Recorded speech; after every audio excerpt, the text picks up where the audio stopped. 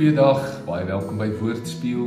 Vandag kyk ons na Lukas hoofstuk 23 en die tema is Doen vir my 'n wonderwerk.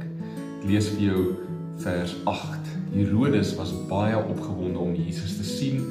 Hy het al vir 'n lang tyd die begeerte gehad om Jesus te sien omdat hy al soveel van hom gehoor het. Hy het ook gehoop om te sien hoe Jesus die een of ander wonderwerk verrig. Pilatus stuur vir Jesus na Herodes Antipas toe om verhoor te word en Herodes het lang probeer om Jesus gesiene te kry uit blote nuuskierigheid uit. Hy het 'n behoefte gehad om vermaak te word en nou het hy sy kans gekry. Maar Herodes het nie 'n nederige houding na Jesus met 'n nederige houding na Jesus toe gekom nie. Hy wou nie regtig Jesus ken nie, hy wou nie sy knie voor Jesus buig nie. Hy het net sensasie gesoek.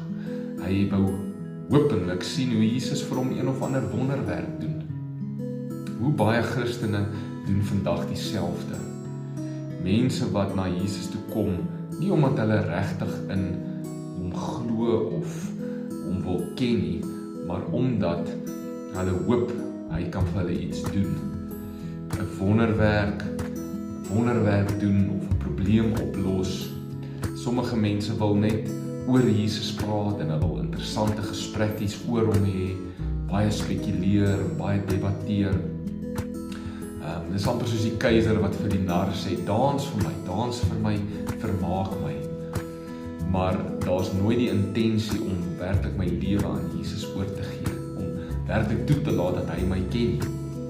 Mag ek nooit Jesus soek vir wonderwerke of vir ander magspeletjies, mag ek Jesus nie misbruik, mag ek nie net om gebruik vir intellektuele gesprekke nie, maar mag ek altyd my knie voor hom buig, mag ek altyd toelaat dat hy my ken en my lewe beheer en stuur en rig volgens sy wil. Kom ons bid saam. Jesus, ek wil U ken in U dood en in die opstanding en self deel hê daarin.